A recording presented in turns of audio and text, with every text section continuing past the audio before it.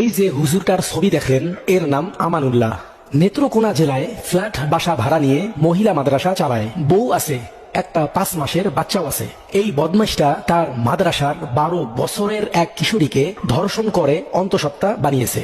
এরপর সেই নিষ্পাপ শিশু মেয়ে বাচ্চাটিকে ভয় দেখিয়ে মাদ্রাসা থেকে বের করে দিয়েছে। মেয়েটির শারীরিক পরিবর্তন হলে আলট্রাসোনোগ্রামে ধরা পড়ে মেয়েটি অন্তঃসত্ত্বা। ইসলামের নিয়ম অনুসারে এই হুজুরের এখন পৃথিবীতে বেঁচে থাকার কোনো অধিকার নেই। এই হুজুরকে এক কোমর পর্যন্ত মাটিতে পুঁতে পাথর মেরে হত্যা করে ফেলতে হবে।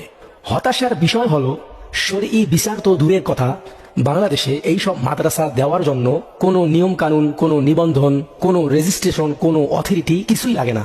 মন চাইলেই বাংলাদেশে 2-1টা রুম ভাড়া নিয়ে মানুষের ধর্মীয় অনুভূতিকে কাজে লাগিয়ে একটা আবাসিক প্রতিষ্ঠান খুলতে পারবেন, সেটা মেয়েদের হোক কিংবা ছেলেদের।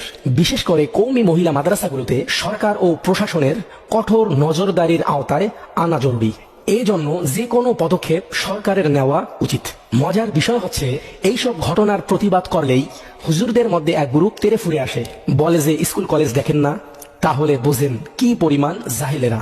নিয়ম, সিস্টেম, ধর্মীয় বাইন্ডিংস এসবের মূল্যায়নে স্কুল কলেজের 1 লাখ ঘটনার সমান কওমি মহিলা মাদ্রাসার একটি ঘটনা। তারপরও এখনকার রেশিও হিসাব করলে মহিলা মাদ্রাসায় এমন অঘটন এখন বেশি হয় স্কুল কলেজের চেয়ে।